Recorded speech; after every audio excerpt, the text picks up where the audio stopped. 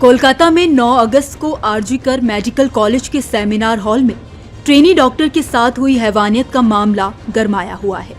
इसे लेकर लोगों में गुस्सा भरा हुआ है। लेडी डॉक्टर के साथ रेप और हत्या के बाद न्याय की मांग के लिए डॉक्टर्स सड़कों पर उतरे हुए हैं। ये मामला अब राज्य की मुख्यमंत्री ममता बनर्जी के गले की फांस बन चुका है। विरोधी पार्टियां ममता बनर्जी पर सवाल उठा रही हैं।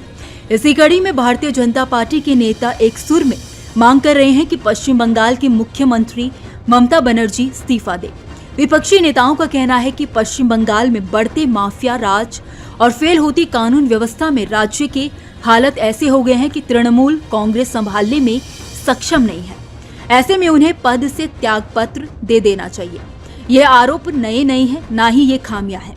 ममता बनर्जी अभी तक अपने खिलाफ उठने वाले ज्यादातर सवालों को या तो झुठलाकर या राजनीतिक विरोधियों की साजिश बताकर खत्म करती आई हैं। लेकिन इस बार दाव उल्टा पड़ गया है। ममता बनर्जी के लिए जवाब देना मुश्किल हो रहा है। उनके अपनी ही पार्टी के उनकी कार्यशैली से नाखुश हैं। ममता बनर्जी की परेशानियां और बढ़ने वाली है। कोलकाता रेप केस में पुलिस की कार्रवाई उन्हें और सवालों के घेरे में ला रही है।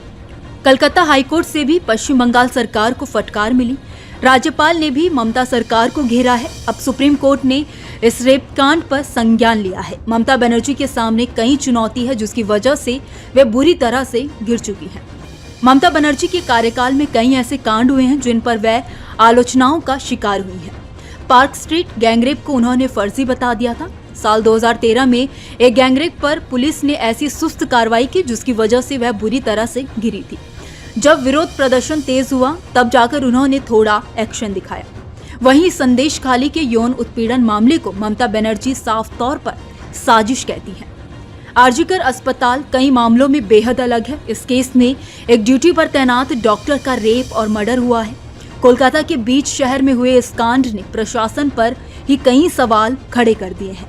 ममता बनर्जी इस केस में ऐसी बुरी फंसी हैं कि उन्होंने बिना एक पल गवाए इस केस को सीबीआई के हाथों में सौंप दिया था। वहीं ममता बनर्जी ने एक इंटरव्यू में कहा था कि डॉक्टरों का विरोध प्रदर्शन उनका गुस्सा जायज है। परिवार से बात की और फास्ट ट्रैक कोर्ट में इस केस की सुनवाई की भी वकालत की है।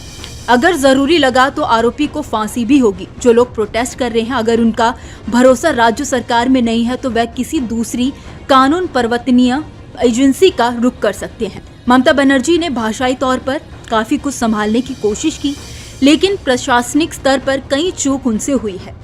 उनकी राजधानी के अस्पताल में आरजीकर हॉस्पिटल के प्रिंसिपल संदीप घोष ने रेप और मर्डर के बाद परिवार को लाश तक देखने से रोका और देरी से लाश देखने की इजाजत दी। जैसे ही उन्होंने हादसे के बाद इस्तीफा दिया, उन्हें Kolkata national medical college and hospital के प्रिंसिपल की कमान मिल गई, जिसके बाद से इस केस में कई सवाल खड़े हो रहे हैं। खैर, इस खबर में इतना ही। इस खबर को लेकर आपकी क्या राय है, आप हमें कमेंट सेक्शन में जरूर बताइए। वीडियो अगर पसंद आया हो तो वीडियो को लाइक और शेयर करना ना भूलें।